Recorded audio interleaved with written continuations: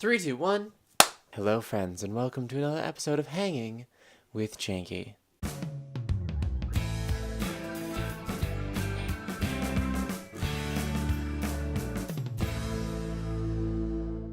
got this Christmas tree all up in my biz, but that's okay, because it means I'll always have enough room to put up my lovely pictures. Speaking of which, there are a lot today because we're talking about the Game Awards, which happened this week, and there's so much to talk about.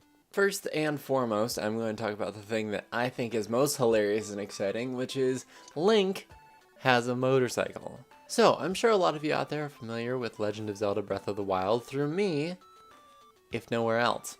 But what you may not know, or maybe you do, is that this is Nintendo's first real dive into what I would consider DLC. It's not something that I think they did with a lot of their games. I guess they did do it with Mario Kart Deluxe for the Wii U, but the point being, I think this is the first major game that they've done DLC for. And they announced some new DLC at the Game Awards. Basically, part of the game is that there are 4 tribes living in Hyrule at this time, and each one has a champion, which helped out Zelda, but they ended up dying pretty early on in the game. Actually, before the game started, they died.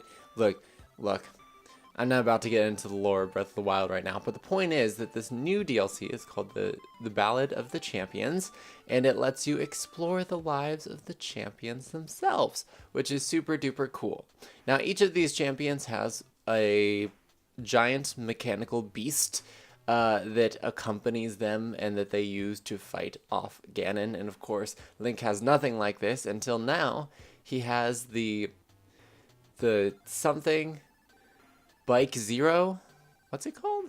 Okay, I'm not 100% on the name, but essentially it's like Epona if Epona was a motorcycle, and it is real cool. I'm looking forward to that. Hideo Kojima showed up and showed off a new trailer for Deathstreaming, which still has us going, what the frick? Honestly, I'll play some clips from the trailer right here, but I don't even know what to make of this. It looks to me like the enemies in this game behave a lot like Predator. You can't see them, but they can hear you? They can't see you, but they can hear you. And apparently their thing is that they just suck all the life out of you, so you just age super rapidly and then die.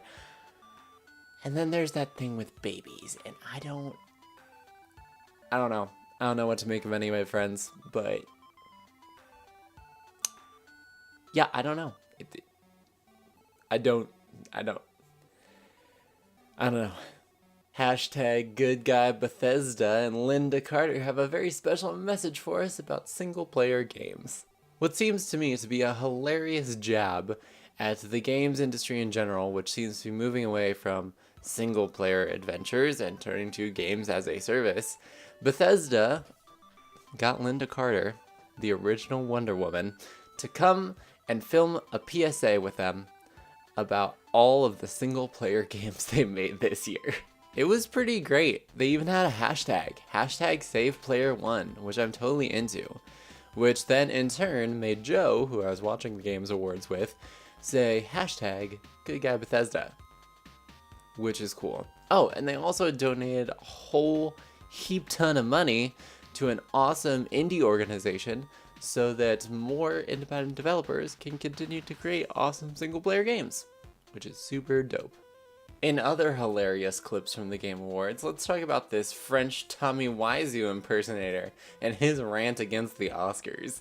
Okay, so his name is actually Yosef Ayers, and he's directed a lot of really cool games, particularly a game known as Brothers, A Tale of Two Sons, which is beautiful as it is sad, rips your heart out every time. And he's working on a super cool new co-op game called A Way Out, which is all about split screens and then changing the sizes of them dynamically, and maybe one character's in a cinematic while the other character's still moving around.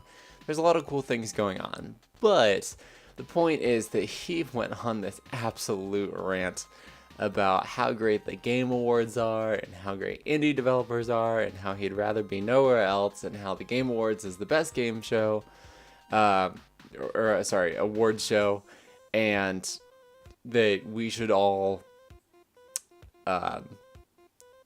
just screw the Oscars. It was the weirdest and most magical moment of the night. There's so many memes.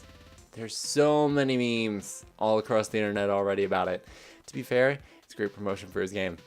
Everyone knows him because he's the crazy guy from the Game Awards. Good for you, Yosef. Good for you. Now, of course, part of the Game Awards is that there are lots of world premieres for new games coming out over the course of next year or the year after or whenever. They just like showing off trailers there. And of course, the Zelda DLC was one of those things, and I could talk about all the rest, but it would take forever. There's one more, however, that I do want to mention, which is Campo Santo's new game, In the Valley of the Gods. Now, to be honest, I have no idea what this game is actually about. It seems like it's set in Egypt, but possibly like modern Egypt or turn of the century Egypt. It seems to follow the story of a couple of archaeologists as they search for something. I don't know, it gives off a very Indiana Jones vibe, but it seems real cool. The reason I want to talk about it is that the music for the game is awesome. Like, I don't know if the music that they use for the trailer is the music that's actually going to be in the game, but if it is, that game is going to have one of the best soundtracks ever.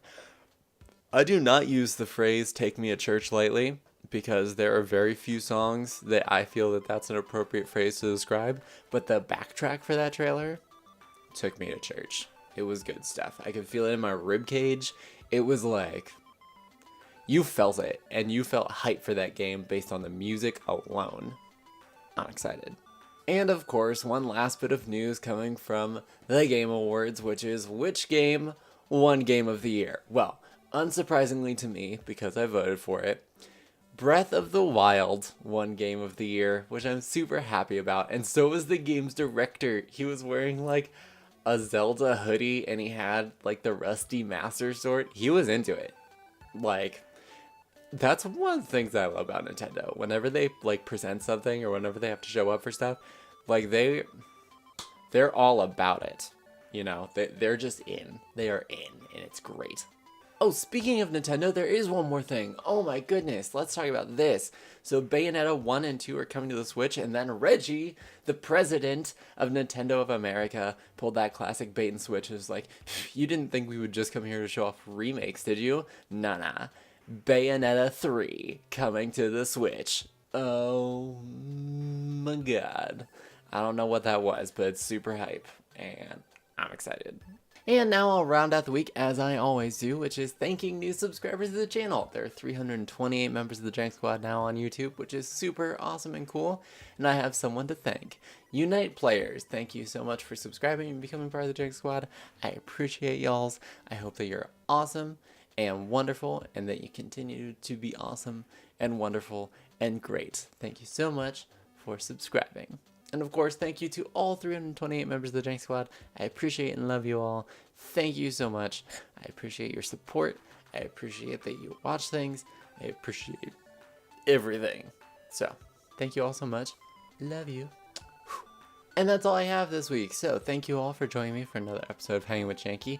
If you liked it, of course, you can leave that like down below. Comments, positive or negative, feel free to leave those below as well. But more than anything, I hope you have a lovely day, evening, or whenever you have to be watching. Thank you so much for watching, and until next time, this is Janky Shenanigans, signing out.